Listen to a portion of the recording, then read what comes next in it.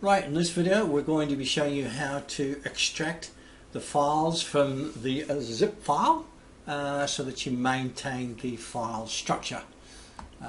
So whichever file it is that you've downloaded and you've found it, just right click, and when you come down here to WinZip, go to extract to here, because that will actually extract it to a single folder with all the scripts inside it. If you do a extract to folder consultant 25, then you'll actually end up having two folders with consultant 25, and I only want you to have one of each, or whichever one it is. So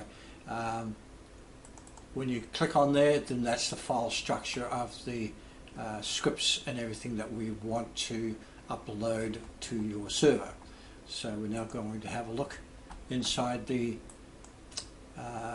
FTP client, and as you'll see, I've actually navigated to where the folder is that I've unzipped. We double click on that, and what you want to do is you've got to decide first of all whether you're going to be installing this into the root folder where you have nothing else in that on that domain. You know, if you got WordPress or something like that running on this domain, then I don't recommend that you actually install this script on a server that you've actually got WordPress, because WordPress is pretty hungry and it'll just slow everything down, and this is just a standalone software in PHP, and it loves having as much power as it can have.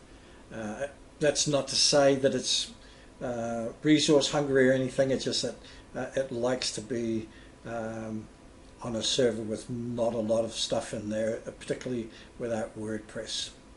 Okay, so now I'll get off my soapbox.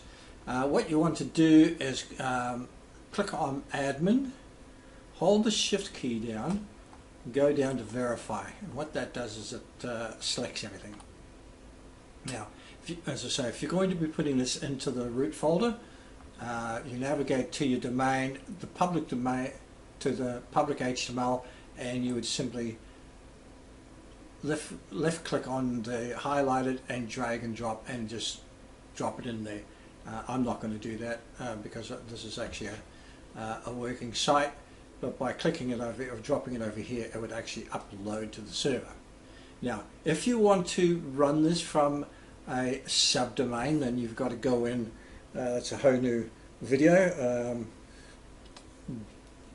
Maybe we won't worry too much about a subfolder, but if a subdomain. But if you want to run this from a subfolder, because you might have WordPress, and hey, that's the only domain you have, then just what I normally do is right-click, create a directory, and I call this auto, so I know that it's from my autoresponder.